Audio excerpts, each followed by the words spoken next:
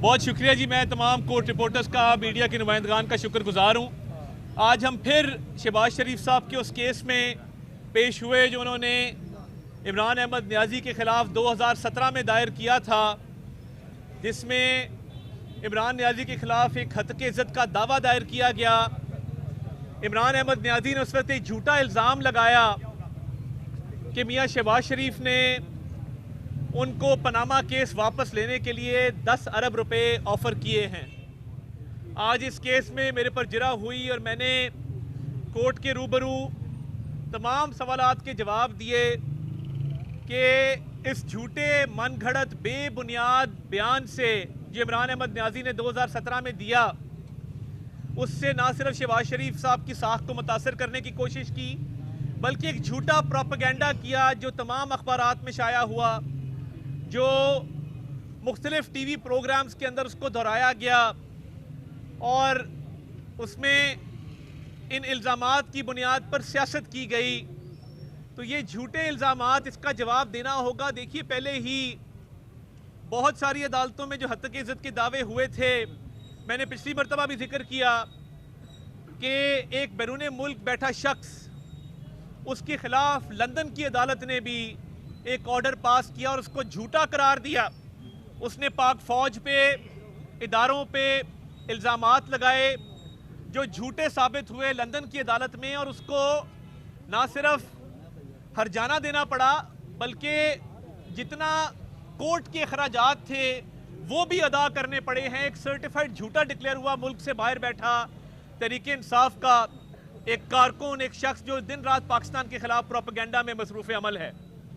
اسی طرح economist London کا ایک بہت ہی مایہ ناز، بہت ہی معروف جریدہ ہے، جس کے اندر اوون بینٹ جونز ایک بڑے معروف صحافی، انہوں نے کل ایک سٹوری شائع کی کہ عمران احمد نیازی کے جتنے فیصلے ہیں وہ کمپٹنس کی بنیاد پہ، گورننس کی بنیاد پہ، ملک کے بہترین مفاد میں نہیں ہوتے تھے.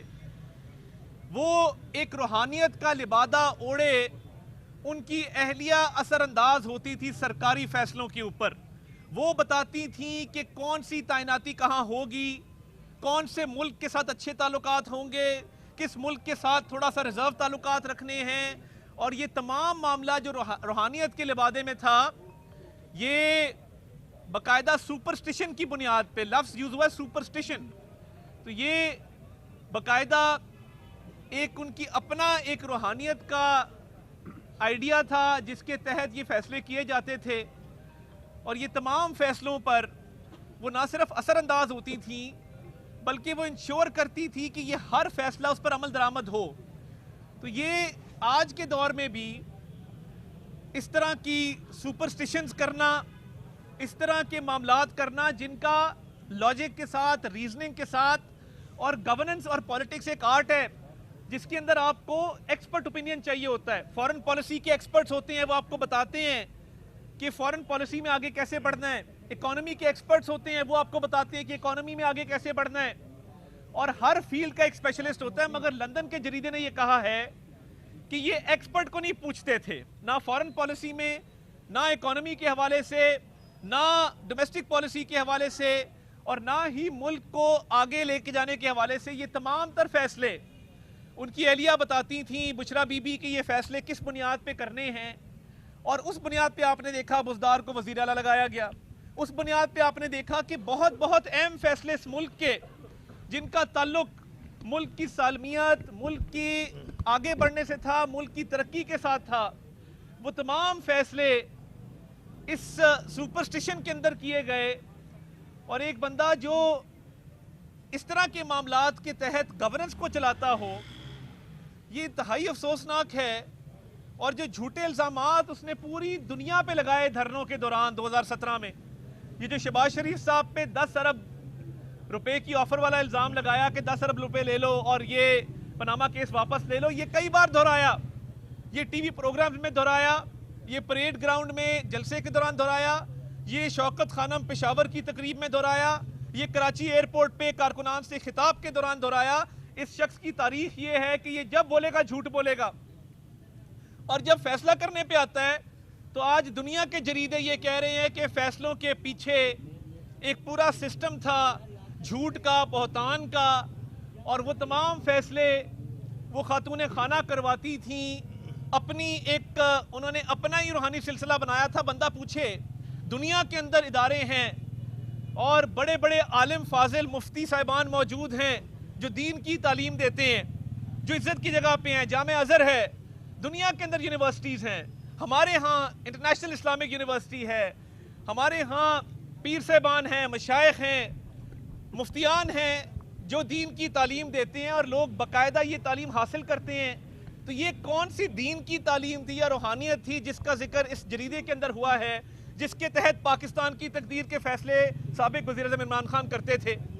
اور ان کی سیاست جھوٹ، منافقت اور الزام تراشی کے علاوہ کچھ نہیں ہے۔ آج خیبر پختونخوا کے صوبے میں مجھے بتائیں کتنے ہسپتال، یونیورسٹیاں، کالج، کتنی سڑکیں بنی ہیں، کتنے میگا پروجیکٹ لے کے آئے ہیں؟ تصویر صاف کر لو، چپل کا ناپ دے دو، وکٹری کا نشان بنا دو، 4 نعرے لگا لو۔ وانا کے اندر جو ایک ہیروئک آپریشن ہوا، یہ اے پی ایس سے 10 گنا زیادہ بڑا سانحہ خدا نہ خواستہ ہو سکتا تھا۔ 550 سٹوڈنٹس تھے اور ان 550 سٹوڈنٹس کے حوالے سے جو پاک فوج نے بڑی مہارت، بڑی احتیاط اور بہادری دلیری سے وہ آپریشن کیا، کسی ایک بھی سٹوڈنٹ کا نقصان نہیں ہوا اور سارے دہشت گردوں کو جہنم واصل کیا۔ میں سمجھتا ہوں ہماری پاک فوج، ہماری فورسز خراج تحسین کے لائق ہیں، جنہوں نے پہلے جعفر ایکسپریس کی کنسپیریسی جو ہے اس کو فیل کیا اور اس کے بعد اب یہ وانا کیڈٹ کالج کے حوالے سے ایک مہارت کے ساتھ آپریشن کر کے 550 سٹوڈنٹس کی جانیں بچائی گئی۔ اسی طرح ابھی آئی بی ڈویژن نے اور سی ٹی ڈی نے وہ جو اسلام آباد کچہری کے باہر دھماکہ ہوا اس کے ہینڈلر سہولت کاروں کو پکڑ لیا ہے اور ان سے تفتیش جاری ہے اور بہت پیش رفت ہوئی ہے اس کیس کے اندر بھی۔ اس کی مزید تفصیلات سے بھی آپ کو آگاہ کریں گے، مگر الحمدللہ یہ جو سافٹ ٹارگٹس کے پیچھے جا رہے ہیں اس کا تمام کا سراغ جو ہے وہ نکالا جا رہا ہے اور پاکستان میں الحمدللہ انشاءاللہ تعالی امن آئے گا۔ اور یہ سافٹ ٹارگٹ کے پیچھے اس لیے جا رہے ہیں کیونکہ اب ان کی ہارڈ ٹارگٹ اچیو کرنے کی کیپیسٹی نہیں رہی، تو یہ اس لیے اس طرح کی حرکتیں کر رہے ہیں، مگر ہماری سیکیورٹی محفوظ ہاتھوں میں ہے۔ اور میں ایک بار پھر سری لنکن گورنمنٹ کا، سری لنکن کرکٹ ٹیم کا، ان کی مینجمنٹ کا، ان کے ہائی کمشنر کا شکریہ ادا کرتا ہوں۔ کل ہائی کمشنر میرے ساتھ تھے رات کے میچ کے اوپر اور قوم کو بھی مبارک، وزیر اعظم نے بھی دی، بابر اعظم نے سینچری سکور کی، ٹیم نے بڑی اچھی پرفارمنس دی۔ سری لنکن ہائی کمشنر کا میں نے خود شکریہ ادا کیا۔ اس میں ڈپلومیٹک چینلز بھی استعمال ہوئے اور میں سمجھتا ہوں کہ جس طریقے سے وزیر اعظم نے رول پلے کیا، محسن نقوی صاحب اس پر لگے رہے، ہائی کمشنر سے ملاقاتیں کی، فیلڈ مارشل سید عاصم منیر نے ان کے ہاں بات کی، ان کے جو ڈیفنس فورسز کے ہیڈ ہیں ان سے، تو یہ ایک ٹیم ورک کے تحت کرکٹ اس ملک کے اندر الحمدللہ جاری و ساری ہے اور محفوظ طریقے سے جاری رہے گا۔ ہم اس موقع پہ زمبابوے کی کرکٹ ٹیم جو پاکستان میں ٹرائی اینگولر سیریز کھیلنے آئی ہے ان کا بھی شکریہ ادا کرتے ہیں اور انشاءاللہ پاکستان میں کرکٹ جاری رہے گا، عوام کو اچھی کرکٹ دیکھنے کو ملے گی اور پاکستان انشاءاللہ تعالی پاکستان کا ہر شہری محفوظ رہے گا۔ کے دور میں جو ججز کو لگایا گیا تھا، آج انہی ججز کو جو ہے ٹرانسفر کرنے کی باتیں کی جا رہی ہے، لسٹیں مرتب کر دی گئی ہیں، یہ کب تک چلے گا؟ تیرا جج، میرا جج، اس کا جج، اس کا جج؟ دیکھیے، ایک تو مناسب نہیں ہے کہ آئینی ترمیم کے اوپر ہم اس طرح کا کامنٹ پاس کریں۔ یہ آئینی ترمیم کے تحت ایک پراپر پروسیجرز ہیں اور پراپر اس کا قانون کا اور ضابطہ جو ہے وہ باقاعدہ طور پہ بنایا گیا ہے، تو کوئی کسی کی پسند ناپسند پہ یہ فیصلے نہیں ہوتے، یہ فیصلے آئین اور قانون کے مطابق ہوتے ہیں اور پارلیمان اس ملک کا ایک بالادست ادارہ ہے جس کو قانون سازی کا بھی حق حاصل ہے اور آئینی ترمیم کا بھی حق حاصل ہے۔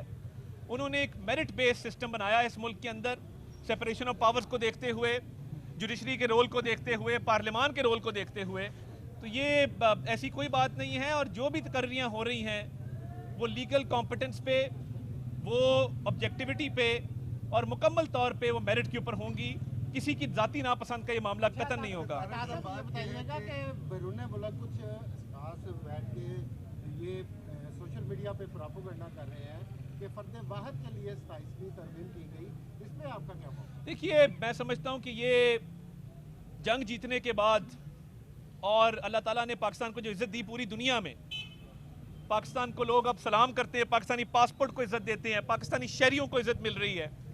एक जंग हम जीते हैं तो वो उस पर तनकीद कौन करता है? तहरीक इंसाफ करती है या इंडिया और अफगानिस्तान करते हैं? तो सोशल मीडिया पे कई दफ़ा इनका बयानिया एक हो जाता है। तो ये मैं समझता हूँ कि मुल्क से बाहर बैठे जो लोग हैं उन्हें मैं दावत देता हूँ यहाँ पे सोशल मीडिया कॉन्फ्रेंस करें पाकिस्तान में आके, यहाँ पे आके बात करें इन चीज़ों पे। बाकी भी उनके रहनुमा यहीं पे है ना, इनकी सारे रहनुमा यहाँ पे बात करते हैं। अली मोहम्मद खान असेंबली में तकरीर करते हैं, बैरिस्टर गौहर यहाँ पे तकरीर करते हैं। तो ये बाहर बैठ के बातें कर देना फलां के लिए ढमकां के लिए, मैं समझता हूँ कि ये सिर्फ प्रोपेगेंडा है। और ये आए मुल्क के अंदर, मैं इनको दावत देता हूँ, इनकी सोशल मीडिया कॉन्फ्रेंस कराते हैं यहाँ पे आके, इन ख्यालात का इजहार यहाँ पाकिस्तान में करें। तारड़ साहब, 27वीं तरमीम के हवाले से एक तनकीद ये की जा रही है कि बड़ी उजलत में तरमीम पास की गई। आईन पाकिस्तान में तरामीम की जा रही थी, पूरा उसका प्रोसेस अडॉप्ट नहीं किया गया। और दूसरी बात ये कि इस तरामीम से अवाम के लिए क्या है? जी बहुत शुक्रिया। सबसे पहली बात तो ये है कि ये उजलत नहीं है। 2005-6 के अंदर चार्टर ऑफ डेमोक्रेसी के तहत ये बहस शुरू हुई कॉन्स्टिट्यूशनल कोर्ट की। शहीद मोहतरमा बेनज़ीर भुट्टो साहिबा का और हमारे कायद मियां नवाज शरीफ साहब का एक विजन था जिसको ANP ने भी सपोर्ट किया कि मुल्क के अंदर आईनी अदालत अलहदा होनी चाहिए ताकि आम आदमी, आम सायल जिसका केस जाता है आला अदालत तक, वो वक्त पर सुना जाए, उसको वेट ना करना पड़े और उसको फौरी इंसाफ मिले। अवाम के लिए तो ये है कि अब वो केसेस बिल्कुल मुख्तलिफ होंगे। और कई दफ़ा आइनी केसेस का टाइम बहुत ज़्यादा लगता था, 50% वक्त अदालत का वो आइनी केसेस में लगता था। तो अब वही वक्त जो है वो पाकिस्तान के शहरियों के लिए इस्तेमाल होगा। दूसरा, प्रोसेस मुकम्मल अपनाया गया है, लीगली जितने प्रोसेस थे सब मुकम्मल तौर पे कंप्लीट हुए।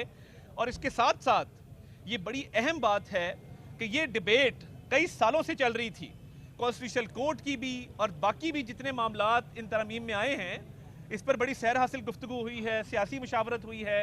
और ये कतन उजलत में काम नहीं किया गया। उजलत में काम वो किए जाते हैं जिन पर बहस ना हो, मुशावरत ना हो। ये तो देखिए ना, कई सालों से जो मामलात चल रहे थे, कभी ना कभी तो उसने होना था और वो सही वक्त पर हुआ है। देर आए दुरुस्त आए। थैंक यू जी, बहुत शुक्रिया।